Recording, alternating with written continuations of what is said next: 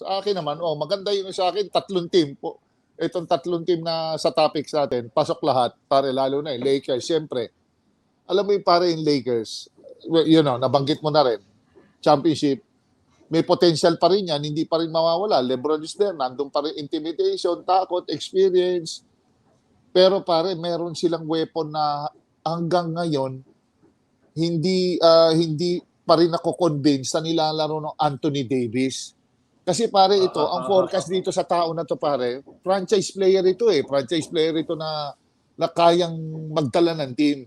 Parang medyo sa akin, below par pa ang performance nito. Hindi yung ine-expect mo na parang katulad ng mga nila Joel Embiid, nila Giannis Antetokounmpo, diyan ko siya nililinya eh. Dapat mag-blossom siya under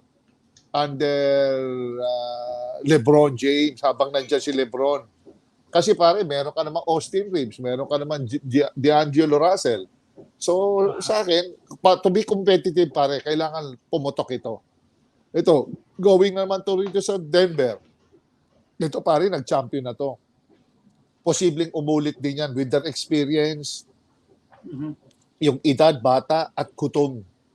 Yung thirst nila for a championship will always be their asset. Kasi pare, iba ang sistema ng Denver, pare. Ang daming mismatches na nakikreate, ang daming advantages na nakikreate nila because of Jokic na kumbaga sa kontra-tempo, deceptive maglaro, pero very accurate.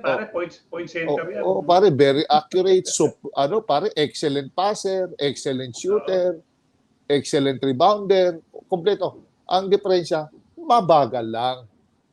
Sa kanya naman, wala namang problema mabagal. Kung mabilis ka naman, tapos pointless naman yung bilis mo, di ba?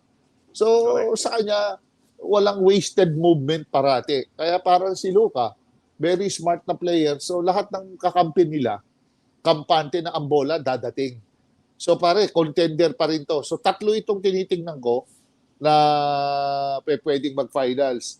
At lastly, pare, itong Jason Tatum ng Lakers, ng Celtics, sorry. Lagi katok yan, lagi yung bata, tuloy-tuloy. Kung tuloy-tuloy ang improvement eh. I'm sure sa akin, pare. Oo nga, dapat ito, kung maturity, nandun na, nag-i-improve yearly. Pero pare, dahil hindi sila kumakatok, hindi sila makapasok-pasok talaga sa finals, I think they have to develop a weapon. Kasi pare, kung yun at yun pa na naman ang gagawin mo, Jason Tatum, dapat merong isa o dalawang bagay na gagawin nila na hindi mahirapan maka-adjust ang kalaban nila sa playoff. At saka kailangan nilang dumiin siguro, special. Kung kailangan nilang dumipensa na parang Miami or something, they need to do it just to be different from Boston Celtics na yung laging na-out. Kasi scoring, nandun eh. Pero bakit pagdating sa dulo, parang hindi gumagalaw yung laro nila, parang scouted na, parang pagod na.